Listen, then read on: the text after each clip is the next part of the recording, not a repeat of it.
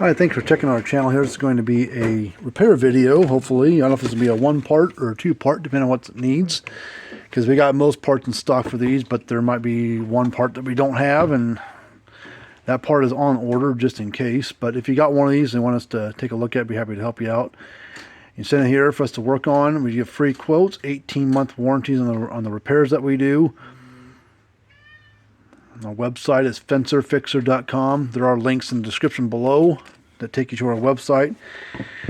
Alright, this is a Dare Enforcer model DE2400. It's a 6-joule output unit.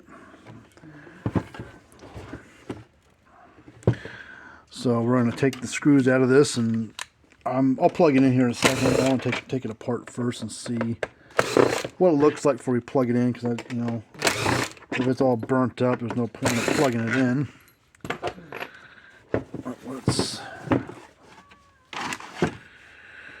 Alright, this is a bare bone version.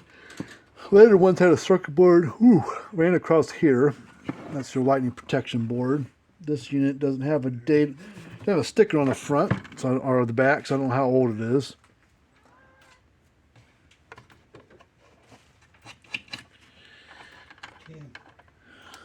Yep. Alright, let's plug it in. Nothing looks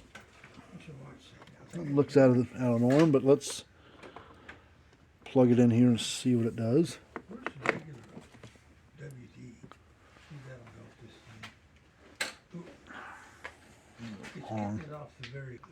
Alright, now let's plug it in. Alright, you can kind of hear it cycling.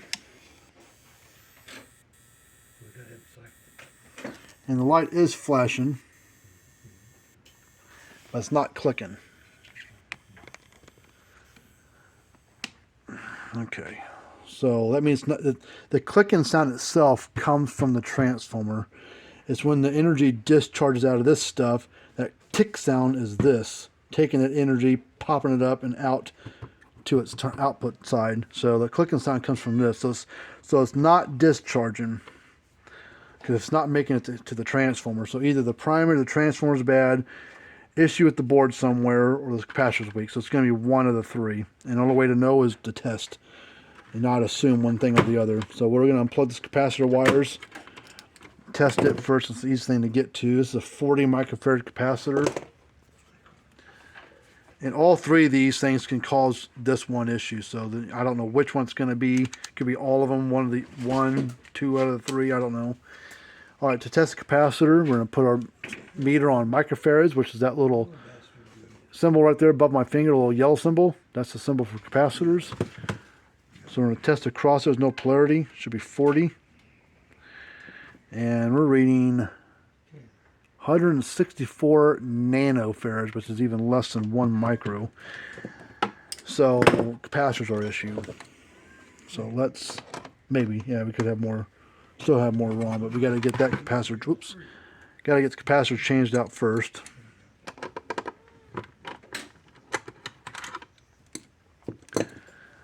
I'm going to take this nut and washer off the back, just in case, because I'm probably going to need to reuse it on the new one, maybe. So the capacitor is junk. So let me pause the video, let me go take a look at my stack of stuff, and then we'll come back over. Alright, got another one, and actually it had the washer nut on there already. Alright, so we're going to set this down. That.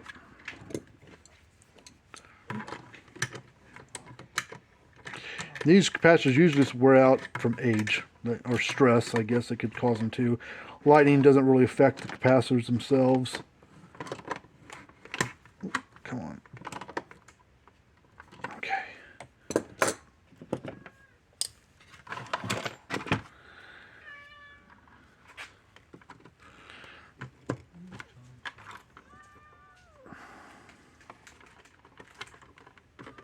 I think someone's been on this before. Usually these wires are underneath the board. Okay, let's plug it in and see what happens next. And if it works, then we're done. Nope. I'm sure it's acting better, but still only flashing, not clicking. Here it's cycling, so, well, I'm sure we solved one issue. Of course, the capacitor was no good, but now we got to dig a little deeper. So lift this board up.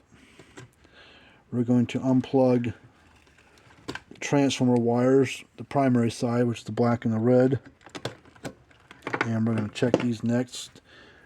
The primary of the transformer, any of these electric fence chargers, is a closed loop, basically.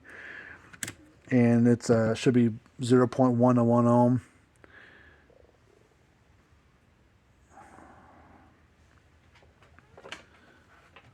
So let's check across there. 0.2, 0.4, so the primary is fine. So our problem's in the board somewhere. So it's not discharging. So I think everything else is fine. We're going to check that little diode right there. It's the protection piece between those two. So it could be that. I see some dead ants on this resistor right here. So I imagine bugs probably got in there and messed something up.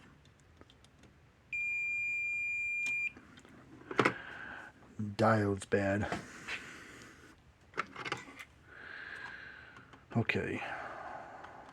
Yep, there's dead bugs on the back side of the board.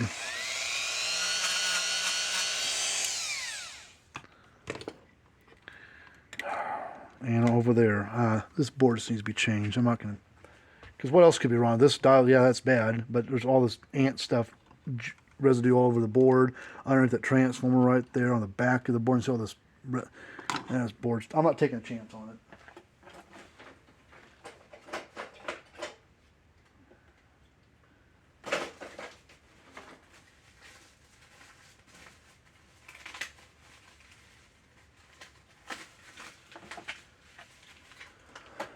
Because I don't want this saying, oh yeah, it works fine for now, and then like a week later it quits, and then the customer's mad. I have to send it back in for repair again. So why take a chance on it? Just fix it right the first time, be done with it.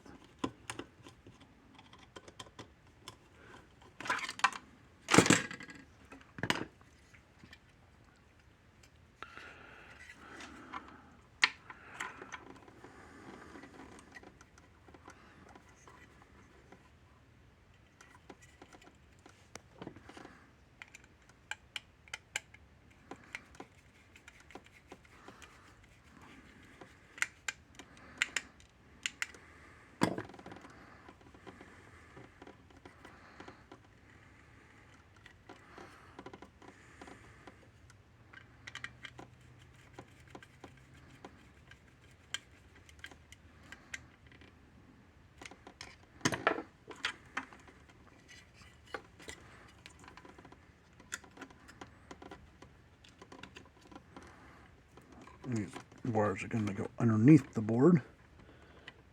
And that's loose.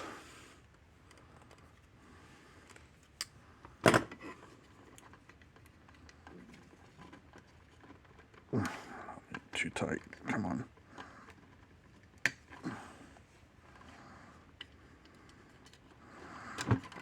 It's loose.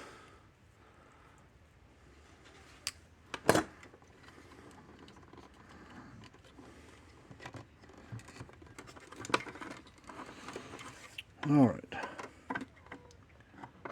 Let's just take these wires, bend them down underneath where they're supposed to be.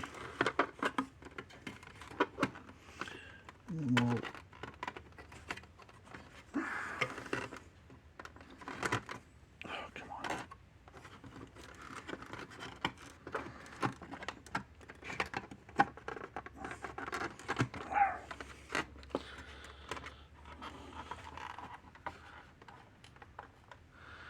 all right.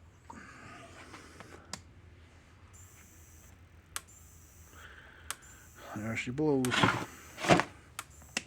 All right, let's check the output.